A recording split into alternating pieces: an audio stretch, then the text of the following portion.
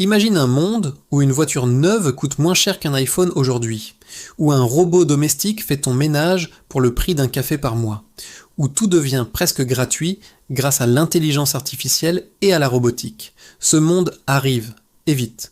Mais il y a un énorme problème. Ton salaire, ton épargne en euros, en dollars, va fondre comme neige au soleil. La seule protection réelle? Bitcoin. Et il faut agir maintenant. Pourquoi? Je t'explique tout en détail dans cette vidéo. Regarde juste ça. En 1970, pour acheter un téléviseur couleur, il fallait compter environ 3 mois de salaire moyen. Aujourd'hui, en 2025, une télé 4K de 65 pouces te coûte à peine 2 jours de salaire. C'est une chute de prix vertigineuse, et ce n'est pas un cas isolé. L'énergie solaire, son coût a baissé de 89% en seulement 10 ans. Le séquençage d'un génome humain, on est passé de 100 millions de dollars en 2001 à moins de 600 dollars aujourd'hui. C'est complètement fou. La raison de cette dégringolade des prix, c'est une productivité qui explose, boostée par l'automatisation, l'intelligence artificielle et la robotique. Et attention, on n'a encore rien vu. On n'est qu'au tout début de cette révolution. Des entreprises comme Boston Dynamics, Tesla avec son robot Optimus, Figure, ou encore 1X nous préparent l'arrivée massive des robots humanoïdes entre 2026 et 2028. Ce n'est plus de la science-fiction. Elon Musk lui-même l'a dit très clairement, le travail humain deviendra optionnel. Imagine une seconde ce que ça signifie. Quand la production des biens et des services devient quasi gratuite, parce que ce sont des machines qui s'en chargent, eh bien, les prix s'effondrent. C'est mathématique. On se dirige tout droit vers la déflation technologique la plus violente de toute l'histoire de l'humanité. Alors, dans ce monde déflationniste, ton frigo ne coûtera plus 800 €, mais peut-être 50 €. Ton loyer va chuter parce que les immeubles seront construits par des armées de robots. Ton abonnement à l'énergie deviendra ridicule. Sur le papier, ça a l'air génial, non? Sauf qu'il y a un énorme piège. Ton salaire, si tu en as encore un, va baisser encore plus vite que les prix. Et ton épargne, celle que tu as mis de côté en euros ou en dollars, va perdre tout son pouvoir d'achat. Pourquoi? C'est simple. Les banques centrales, comme la BCE ou la Fed, détestent la déflation plus que tout. La déflation, c'est quand les prix baissent et que ton argent prend de la valeur. Ça incite les gens à économiser, à attendre avant de dépenser, parce que demain tout sera moins cher. Et ça, pour l'économie actuelle basée sur la consommation et la dette, c'est le poison absolu. Alors, pour combattre cette déflation, que vont-elles faire? La seule chose qu'elles savent faire, imprimer de la monnaie. Encore et massivement.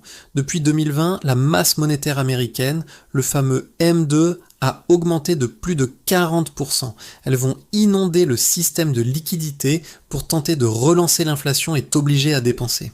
Le résultat, c'est que ton compte en banque, tes euros durement gagnés, vont fondre, se dévaloriser à une vitesse folle, même si le prix de ton café baisse. Tu seras plus pauvre en pouvoir d'achat réel. C'est là que Bitcoin entre en jeu. Bitcoin, c'est l'exact opposé de nos monnaies fiduciaires. Son offre est fixe, gravée dans le marbre de son code. Il n'y aura jamais plus de 21 millions de Bitcoin.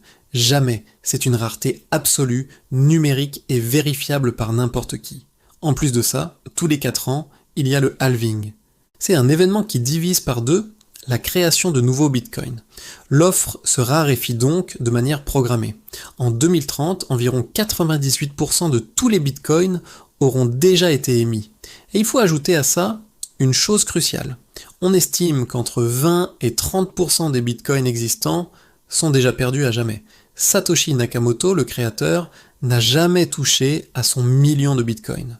Des gens ont jeté des disques durs avec des milliers de BTC dessus, d'autres ont oublié leurs clés privées. Ces bitcoins sont sortis de la circulation pour toujours, ce qui renforce encore plus la rareté des bitcoins restants. Bitcoin est tout simplement la monnaie la plus dure, la plus solide jamais créée par l'humanité. Plus dure que l'or. Dans un monde où la technologie va rendre tout le reste abondant, presque gratuit, la seule chose qui aura une valeur immense, c'est la rareté absolue. Et cette rareté, c'est Bitcoin qui l'incarne. C'est la réserve de valeur parfaite pour le monde de demain. Et pendant que l'offre de Bitcoin se raréfie, que se passe-t-il du côté de la demande? Elle explose. C'est ce que j'appelle le choc d'offres qui arrive. Regarde les faits. Les ETF Bitcoin au comptant, lancés début 2024, ont été un succès phénoménal, attirant déjà des centaines de milliards de dollars d'investissements institutionnels.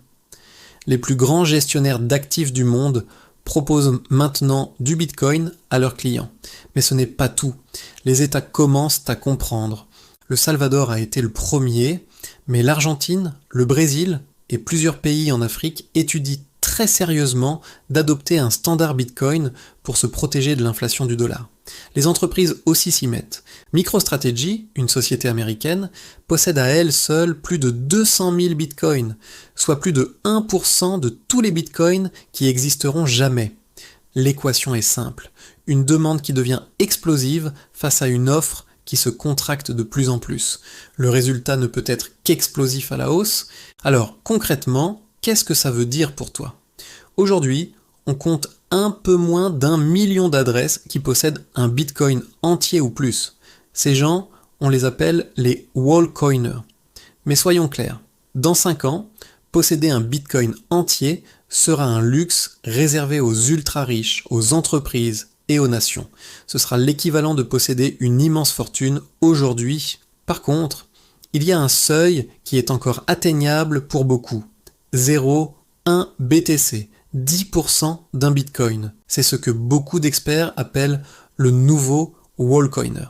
C'est le ticket d'entrée pour faire partie de la nouvelle classe d'épargnants qui auront sécurisé leur avenir. Et devine quoi ? Aujourd'hui, en 2025, tu peux encore acquérir ces 0,1 BTC pour environ 800 €. C'est une somme, bien sûr, mais c'est encore accessible. Dans 10 ans, cette même fraction de Bitcoin vaudra probablement l'équivalent de plusieurs millions d'euros en pouvoir d'achat d'aujourd'hui. Laisse-moi te donner l'argument le plus brutal, le plus direct. Projette-toi en 2035. Le monde est une corne d'abondance matérielle. La nourriture, les transports, les objets, presque tout est quasi gratuit grâce aux robots et à l'IA. Mais il y a 2 catégories de personnes. Ceux qui sont restés dans l'ancien système, avec leur épargne en euros, qui n'ont rien compris à la nouvelle rareté numérique. Eux, ils sont les nouveaux pauvres. Leur argent a fondu. Et puis, il y a les autres. Ceux qui ont compris, qui ont commencé à accumuler du Bitcoin, même un tout petit peu, dès 2024, 2025, 2026. Eux, ils vivent comme des rois, sans avoir besoin de travailler, leur épargne s'étant appréciée de manière exponentielle. La question est simple, dans quel camp tu veux être ? Le message que je veux te faire passer est donc très clair. On entre dans l'ère de l'abondance physique, mais en même temps dans l'ère de la rareté numérique. La seule et unique monnaie qui est en phase avec cette nouvelle réalité, c'est Bitcoin. Et le temps joue contre toi. Chaque jour qui passe, chaque halving, rend le ticket d'entrée plus cher et plus difficile d'accès. Le halving de 2028 sera probablement le dernier où il sera encore possible pour une personne normale d'acheter une fraction significative de Bitcoin. Alors s'il te plaît, ne sois pas cette personne qui regardera cette vidéo en 2030 en se frappant le front et en se disant « Ah, si seulement j'avais écouté ce gars en 2025 ». Tu n'as pas besoin de tout miser d'un coup. Commence petit si tu veux. Mets en place un achat programmé, 50 € par semaine, 100 € par mois. La méthode du DCA, Dollar Cost Averaging, est parfaite pour ça. L'important, c'est de commencer, maintenant. Parce que l'histoire ne pardonne jamais ceux qui arrivent trop tard à la fête. Merci d'avoir regardé. Si cette vidéo t'a ouvert les yeux, like-la. Et surtout, abonne-toi pour ne pas rater les prochaines analyses. Dis-moi en commentaire si tu as déjà commencé à accumuler du Bitcoin ou si cette vidéo t'a enfin décidé à sauter le pas. À très vite.